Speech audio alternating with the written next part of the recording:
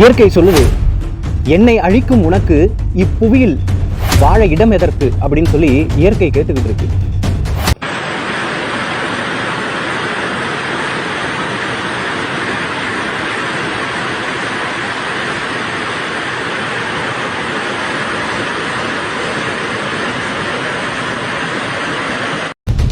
வயநாட்டில் மட்டும்தான் இப்படி ஏற்பட்டு மக்கள் அங்கே எப்படியோ போயிட்டாங்க. ஐயோ பாவம், நம்ம பரிதாபப்படுறோம்ல. ரொம்ப சீக்கிரமே நம்மளையும் தேடி இது வரப்போகுது.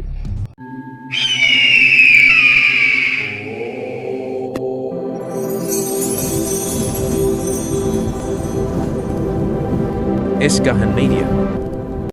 ஓம் ஹ்ரீம் விஸ்வாமித்ர மகரிஷியே நமோ நமஹ.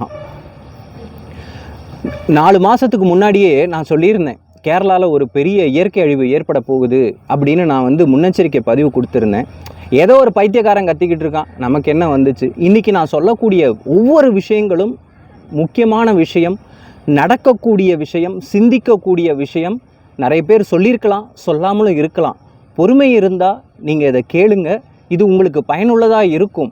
மலைப்பிரதேசங்கள், ஆற்றுப்படுகைகள், இங்கெல்லாம் தங்கியிருக்கிறவங்க உங்கள் உறவினர்கள் இருக்காங்கன்னா அவங்களுக்கு இதை பகிருங்க. வாங்க பதிவுக்குள்ளே போகலாம். அடுத்து என்ன விஷயம் அப்படின்னு பார்த்தீங்கன்னா, இனி என்னென்ன பேரழிவுகள் எந்த மாதம் எப்பப்போ எங்கெங்கே நடக்க போகுது அப்படிங்கிறதையும் சொல்கிறேன். அதுக்கு முன்னாடி வயநாட்டுக்கு போயிட்டு வந்துடலாம். 2018-19 கேரளாவில் இயற்கை பேரழிவு ஏற்பட்டது. அப்போது வயநாடு அப்படிங்கிற ஒரு கிராமம், வயநாட்டில் ஒரு கிராமமே ஃபுல்லாக முங்கி போச்சு, மண்ணுக்கடியில் போச்சு. அப்போயும் நம்மளுடைய இந்தியன் ரிசர்ச்சர் விஞ்ஞானிகள்லாம் ஆராய்ச்சி பண்ணி இது வாழ தகுதியற்ற இடம் அப்படின்னு சொல்லிட்டு போயிட்டாங்க. ஆனால் அதுக்கப்புறம் அரசாங்கம் என்ன பண்ணுது பாருங்க, அதுக்கப்புறம் நிறைய வீடு, கிட்டத்தட்ட 100 வீடுகளுக்கு அப்ரூவல் கொடுத்து நிறைய ரிசார்ட்ஸை கெட்ட விட்டு அதில் மக்களை வர வச்சு இப்போது என்ன ஏற்பட்டிருக்கு, அப்போது ஆற்றுப்படுகைகள் ஒரு இடத்துல ஒரு அழிவு ஏற்பட்டுடுச்சு அப்படின்னா திரும்ப அங்கே ஏற்படுங்கிற யோசிக்கக்கூடிய தன்மை கூட மக்களுக்கு இல்லாமல் போயிடுச்சு. ஆற்றுப்படுகைகளில் ஓரத்தில் வீடு கட்டும்போது என்ன ஆகும், ஒரு அபரிமித மழை பெய்யும் போது அந்த இடத்துல என்ன ஏற்படும், வெள்ளப்பெருக்கு ஏற்படும், வீடுகளுக்குள்ளே தண்ணி வரும், உயிர் சேதம், பொருட்சேதம் எல்லாமே ஏற்படும். ஆனாலும் நமக்கு கண்ணுக்கு முன்னாடி ஒரு உதாரணம் நடந்தும் நம்ம அதை பெருசாக எடுத்துக்காதனால தான் கேரளாவில் பார்த்தீங்கன்னா இவ்வளோ ஒரு உயிர் சேதம், பொருட்சேதங்கள் அங்கே ஏற்பட்டிருக்கு. கிட்டத்தட்ட 3 கிராமங்கள் மண்ணுக்குள்ளே போயிருக்கு. இதெல்லாம் இனி திரும்ப மீட்டெடுக்க முடியுமா? முடியாது. ஆனால் நம்ம இங்கே உட்காந்துட்டு யோசிச்சுட்டுப்போம், ஐயோ கடவுளே பாவம், அவங்கெல்லாம் இப்படி ஆயிடுச்சே அப்படின்னு நம்ம வேதனைப்படுறோம். கவலைப்படாதீங்க, நம்மளையும் தேடி ரொம்ப சீக்கிரம் இங்கே வரப்போகுது. முதல்ல அங்கே பேரழிவு ஏற்படுவதற்கான காரணம் என்ன அப்படின்னு பார்த்தீங்கன்னா, மலை பிரதேசங்களில் காடுகளில் வளரக்கூடிய மரங்கள் இருக்குது பார்த்தீங்களா, அதெல்லாம் 100 வருடம் 200 வருடம், அதாவது ஒரு அபரிமிதமாக சொல்லக்கூடிய வருடங்கள் வாழக்கூடியது, அவ்வளோ ஹைட்டுக்கு வளரக்கூடியது. அதோட வேர்கள் மட்டுமே 1-3 கிலோமீட்டர் அடி ஆழத்துக்கு வளரக்கூடியது. அப்போது அந்த வேர்களுக்கோட சக்திகள் எப்படி இருக்கும், மண்ணை நல்லா இறுக்கி பிடிச்சிக்கும். என்ன ஒரு மழை தண்ணி வந்தாலும் அந்த மண்ணை நகர விடாமல் அந்த மரங்கள் பிடிச்சி நிறுத்தி வைக்கும் அந்த இடத்துல. ஆனால் அங்கே என்ன நடந்திருக்கு அப்படின்னு பார்த்தீங்கன்னா, படிப்படியாக மலைகளில் இருக்கிற காட்டு மரங்கள் அனைத்தும் அழிக்கப்பட்டு ரப்பர் மரங்கள் நடப்பட்டிருக்கு. அப்போ இந்த ரப்பர் மரங்களோட வேர்கள் சக்தியாக இருக்குமா? கண்டிப்பாக கிடையவே கிடையாது. அடுத்து சொல்லக்கூடிய விஷயம் என்னன்னு பார்த்தீங்கன்னா, காடுகளில் இருக்கக்கூடிய இந்த பல வருடங்கள் வளரக்கூடிய மரங்கள் தான் நம்ம வாழறதுக்கு அதிகமான ஆக்சிஜனை கொடுக்குது. அதை கூட நம்ம ஒரு சரியாக யோசிக்காமல், அதை பற்றி ஒரு எந்த சிந்தனை இல்லாமல் நம்ம வாழணும், நம்ம அதுக்கு என்ன வேணால் பண்ணுவோம், என்ன வேணால் காசு பணம் சம்பாதிக்கணும் அப்படின்னு சொல்லிட்டு பூராத்தையும் என்ன பண்ணுறோம், வெட்டுறோம். சரி, வெட்டி தொலைக்கிற அப்படியாவது அந்த இடத்துல ஒரு மரக்கண்ணுகளை, அதே காட்டு மரக்கண்ணுகளை எங்கெல்லாம் கிடைக்குதோ அதை அந்த இடத்துல நட்டு விட்டு வரணுங்கிற ஒரு எண்ணமாவது இருக்கா? அதுவும் கிடையாது. அப்போது இங்கே என்ன ஏற்படும்? இப்போ நான் ஒன்று சொல்கிறேனே, 2 அப்போ பாருங்கள், உங்களுக்கு எய்த்தாப்பில் ஒரு மலை இருக்குது, அந்த லெஃப்ட் சைடு ரைட் சைடில் 2 சின்ன குன்றுகள் இருக்குது. இந்த பெரிய மலையில் பார்த்தீங்கன்னா மரங்களெல்லாம் அழிக்கப்பட்டாச்சு. இந்த தேயிலை, அதுக்கப்புறம் பார்த்தீங்கன்னா என்ன சொல்கிறது, ரப்பர் மரங்கள் நடப்பட்டாச்சு. இப்போது அந்த பெரிய மலையிலேருந்து ஒரு சின்ன ஆறு ஓடி வந்துக்கிட்டு இருக்குது. லெஃப்ட் சைடு ரைட் சைடு 2 மலை இருக்குது. அப்போ இருக்கும்போது அந்த மண் சரிவு அப்படிங்கிறது அந்த மலையில் ஏற்படுது. அப்போ அந்த மலையிலேருந்து ஏற்பட்டு இந்த ஓடி வர ஆறில் இந்த கல்லும் பாறைகளும் விழும்போது ரைட் சைடில் இருக்கக்கூடிய மலை கொஞ்சம் இறக்கமானது. அப்போ அந்த தண்ணி எந்த பக்கம் திரும்பும்? வலது பக்கம் தான் திரும்பும். வலது பக்கம் திரும்பும்போது என்ன ஆகுதுன்னா, ஆல்ரெடி ஹெவி ரெயின் பெஞ்சிட்டு இருக்கு, அங்கே மலைகளில் வீடு இருக்குது, அந்த மலைகளில் இருக்கக்கூடிய மண்கள்லாம் பார்த்திங்கன்னா ரொம்ப ஈரப்பதத்தோடு இருக்குது. இப்போது இந்த மரமும் காட்டு மரம் கிடையாது, ரப்பர் மரங்கள். அப்படி இருக்கும்போது தேயிலை செடிகள் இப்படி இருக்கும்போது என்ன ஆகுதுன்னு பார்த்தீங்கன்னா, ஒரு பயங்கர ஃபோர்ஸில் தண்ணியும் மண்ணும் போகும்போது அங்கே இருக்கிற மண்ணையும் சேர்த்து அடிச்சுட்டு போக ஆரம்பிச்சிடும். அப்படித்தான் இந்த உயிர் சேதங்கள் ஏற்பட்டிருக்கு. ஒரு இயற்கையோட நியதி அப்படிங்கிறத முதல்ல நீங்கள் தெரிஞ்சுக்கணும். நமக்கு நிறைய முன்னோர்கள், சித்தர்கள், முனிவர்கள் எல்லாம் நமக்கு சொல்லி கொடுத்துட்டு போயிருக்காங்க. எத்தனை கிராமங்கள், எத்தனை நாடுகள் இன்னும் கடலுக்குள்ளே இருக்குது அப்படின்னு நிறைய போடுறாங்கல்ல. கடலுக்குள்ளே துவாரகா இருக்குது, கடலுக்குள்ளே இந்த நாடு இருக்குது, கடலுக்குள்ளே அது இருக்குது, தண்ணிக்குள்ளே இது இருக்குது அப்படின்னு. அதெல்லாம் எப்படி போச்சுன்னு என்னைக்காவது யோசிச்சுருக்கீங்களா? என்னைக்கு நம்ம இயற்கையை அழிக்கிறோமோ அப்போ இயற்கை தன்னை சரி செய்து கொள்ளும். பழையபடி பூராத்தையும் வாஷ் அவுட் பண்ணிவிட்டு ஃப்ரெஷ்ஷாக, இதுதான் ஒவ்வொரு யுகங்களாக நடந்துட்டு வந்துக்கிட்டே இருக்குது. இப்போது ஒரு உதாரணத்துக்கு நான் சொல்கிறேன் பாருங்க. தனுஷ்கோடி உங்கள் எல்லாருக்குமே தெரியும். அங்கே அபரிமிதமான ஒரு அழிவு ஏற்பட்டு இப்போ அந்த ஊரே இல்லை, வாழ தகுதியற்ற இடம் அப்படின்னு தான் இருக்குது. நம்ம சும்மா வேணால் ஒரு புயல் மழை இல்லாத காலத்தில் நம்ம போய் சுற்றி பார்த்துட்டு வரோம், அவ்வளோதான். அங்கே யாரும் வாழறதில்லை. அந்த நிலை ஏற்பட காரணம் என்னன்னு யோசிச்சிருக்கீங்களா? இந்த அழிவு ஏற்பட்டதை மட்டும்தான், ட்ரெயின் போச்சு, ஊர் அழிஞ்சு, மக்கள் செத்து போனாங்க, இதை மட்டும்தான் நம்ம பேப்பர்களில், பத்திரிகைகளில் படிச்சிருக்கோம். ஏன்னா அதை மட்டும்தான் ஊடகங்கள், அப்போ இருக்கிற ஊடகங்கள் வெளியிட்டுச்சு.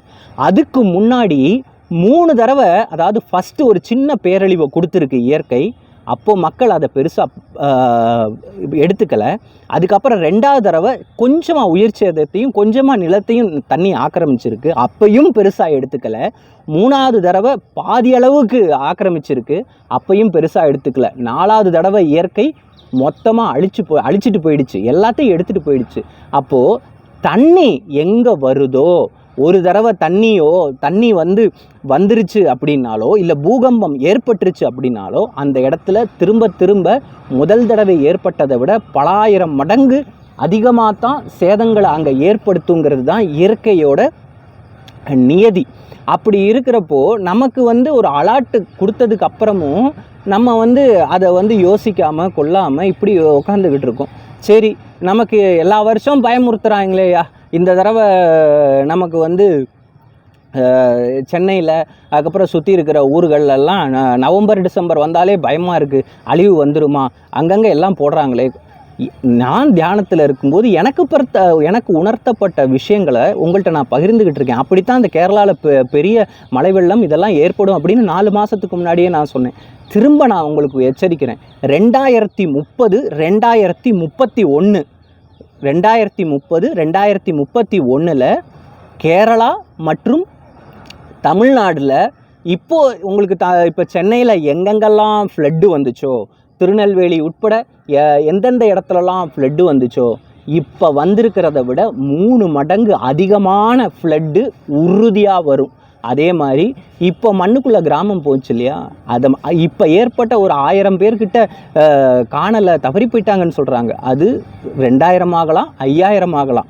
ஒரே அழிஞ்சிட்டு போகுது. இதுதான் நடக்க போகுது. அப்போது இதுக்கு இடையில் 2027 உலகம் முழுக்க, இந்தியாவும் சேர்த்து சொல்கிறேன், ஒரு பெரிய தொற்று பரவும், வைரஸால் தொற்று, அகைன் இந்த கொரோனா மாதிரி ஒன்று பரவும். அப்போது நீங்கள் இப்போ அது எப்போயோ நடக்க போகுது. சும்மா இப்படி கண்ணை மூடி கண்ணை திறக்கிறதுக்குள்ளே 2027 வந்துடும். இந்த பக்கம் கண்ணை மூடி கண்ணை திறக்கிறதுக்குள்ளே 2030, 31 வந்துடும். அப்போது prevention is better then cure. வருமுன் காப்பது நல்லது. அப்போது தொற்றுக்கள்லேருந்து தப்பிக்கணும்னா நீங்கள் உடற்பயிற்சி பண்ணுறது, ஆரோக்கியமான உணவுகளை உட்கொள்கிறது, எப்படி வாழணும். இனி திரும்ப வெள்ளம் வரும்னா அதே இடத்துல நான் இங்கே தான் இருப்பேன், நான் போக மாட்டேன், எனக்கு போக வழி இல்லை அப்படின்னு நம்ம சொல்கிறோம். என்னுடைய வீடு, என்னுடைய காசு, என்னோட பணம், என்னோட சொத்து, நாங்கள் எங்கே போவோம் அப்படின்னு நம்ம கேட்கலாம். இப்போ வயநாட்டில் என்ன ஆச்சு? கிட்டத்தட்ட கோடிக்கணக்கான பணம் ஒரு வீட்டுக்கு சொல்கிறேன், ஒரு ஆளுக்கு 50 லட்சம் ரூபா அப்படியே மண்ணோட மண்ணாக போயிடுச்சு. கிடைக்கல. 50 பவுன் நகை மண்ணோட மண்ணாக போயிடுச்சு. வீடு இல்லை, வாசல் இல்லை, அந்த ஆளோட ப்ராப்பர்ட்டி எல்லாமே ஒரு செகண்ட் இயற்கை நினச்சா தொடச்சி எடுத்துகிட்டு போயிடும். இயற்கை சொல்கிறத விட இறைவன். அப்போது காடுகளை அழிக்கிறோம். இந்த காடுகளை வளர்க்கறது யார்? யானை. அந்த காடுகளை அழிக்கும்போது அதுகளுக்கு உணவே இல்லாமல் நம்ம நாட்டுக்குள்ளே வந்து ரேஷன் கடைக்குள்ளே ஒவ்வொரு வீடியோ போடுறாங்க, ரேஷன் கடையை உடைத்து தின்னும் யானை அப்படின்னு. ஆமாம், அது உடச்சி திங்குது. காடுகளில் மரங்கள் செடி கொடிகள் இதெல்லாம் இருந்தால் தானே அது திங்க முடியும். அப்படி அந்த மர விதைகளை தின்னுட்டு அது காடுகளில் பல பல பல கிலோமீட்டர் ஒரு நாளைக்கு நடக்கும். அப்படி நடக்கும்போது அது போடக்கூடிய சாணத்திலிருந்து ஒவ்வொரு மரங்களும் வளர ஆரம்பிக்கும், காடுகள் செழிக்க ஆரம்பிக்கும். நம்ம எல்லாத்தையும் அழிச்சுக்கிட்டே வரோமே.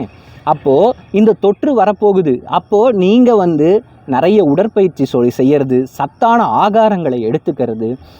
கொரோனா வந்தப்போ மட்டும் 10 தடவை கையை கழுவினோம், எல்லாம் பண்ணோம், எல்லாம் செஞ்சோம், சுத்தபத்தமாக இருந்தோம். அப்புறம் பழைய குருடி கதவை திரடின்னு அம்புட்டுமே போயாச்சு.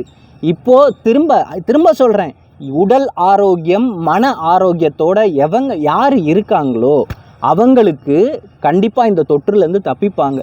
இல்லைன்னா திரும்ப நிறைய கொரோனாவில் ஏற்பட்ட மாதிரி நிறைய இன்னும் உயிர் சேதங்கள் ஏற்படும். இன்னும் எத்தனை ஊசியை தான் போட்டுக்கிறது ஒவ்வொரு வியாதிக்கும். திரும்ப அடுத்து நான் மெயினாக கொடுக்கக்கூடிய எச்சரிக்கை என்னென்னா, ஹரித்வார், ரிஷிகேஷ், பத்ரிநாத், கேதார்நாத், அதுக்கப்புறம் பார்த்திங்கன்னா சிம்லா, டார்ஜிலிங், லடாக், இமயமலை பிரதேசம் ஒட்டி இருக்கக்கூடிய பல பகுதிகளில் இந்த வருடம் ஜனவரி 15க்குள்ளே பெரிய ஃப்ளட்டு வந்து நிறைய உயிர் சேதம் பொருட்சேதம் ஏற்படுவதற்கான சூழ்நிலை ஏற்பட்டிருக்கு. எங்கேயாவது அந்த இடத்துக்குலாம் நீங்கள் போகிறீங்கன்னா, மழை காலமாக இருக்குது, இயற்கை சரியில்லை அப்படிங்கிறப்போ தயவு செய்து அங்கே போகாதீங்க. என்ன பண்ணுறது, இப்போ பாருங்கள், ஹரித்வார் கொஞ்ச நாளைக்கு முன்னாடி ஹரித்வார் நிறைய இடங்களில் வந்து உத்தராகண்டில் வெள்ளம் ஏற்பட்டு பில்டிங் அடிச்சிட்டு போச்சு, நிறைய உயிர்கள் போச்சு. திரும்பவும் அதே நதி படுகைகளில் வியாபாரம் சுற்றுலா வந்தால் தானே நமக்கு பண்ண முடியும்னு சொல்லி மக்கள் திரும்ப வீடு காட்டேஜுன்னு கட்டி விட்டு அப்போ அந்த இடத்துல வாழறாங்க. எப்போ நம்ம நினைக்கிறப்பெல்லாம் இயற்கை வந்து அழிவை ஏற்படுத்தாது. நம்ம எதுவுமே நினைக்காம நார்மலாக ஆஹா இன்றைக்கி சூப்பராக இருக்கும், இன்றைக்கி அதை பண்ணிடுவோன்னு நினச்சிட்டு இருக்கும்போது சடனாக இயற்கை நிகழ்த்தும். அடுத்து பார்த்திங்கன்னா அமெரிக்காவில் அலாஸ்கா, பாஸ்டன், அதுக்கப்புறம் இன்னும் நிறைய சொல்லலாம், இந்தோனேஷியா, இந்த இடங்களெல்லாம் மீண்டும் நில அதிர்வு ஏற்படும். அங்கே அமெரிக்காலெல்லாம் இயற்கை பேரழிவு ஏற்படும். இன்னும் நிறைய விஷயங்கள் சைனாலையும் ஏற்படும். அப்போது இந்த இயற்கை இனிமே வந்து தன்னுடைய வேலையை காட்ட ஆரம்பிச்சிருச்சு. அப்போது நம்ம எப்படி வாழணும், என்னென்ன பண்ணணும் அப்படிங்கிறத நம்ம தான் சிந்தித்து செயல்பட வேணும்.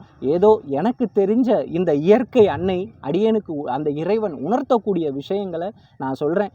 ஏதோ ஒரு பைத்தியக்காரன் கத்துறான், இவனுக்கு வேறு வேலை இல்லை அப்படின்னு சொல்லி இந்த பதிவை நகர்த்தி விட்டு போயிடாதீங்க. இதை உங்களுடைய நண்பர்களுக்கும் ஷேர் பண்ணுங்கள். ஏன்னா எல்லா மக்களும் இன்புற்று இருக்க வேண்டும் அப்படிங்கிறது தான் என்னுடைய நோக்கம். ஒவ்வொரு நாளும் எனக்காக சுயமாக நான் ஒரு நாளும் பிரார்த்தனை பண்ணதே கிடையாது. இந்த உலகத்தில் இருக்கிற அத்தனை மக்களும் ஜீவராசிகளும் இன்புற்று இருக்க வேண்டும் அப்படிங்கிறது மட்டும்தான் என்னுடைய பிரார்த்தனையாக இருக்குது. எல்லாருக்காகவும் நான் பிரார்த்தனை பண்ணுறேன். சிவோகம்.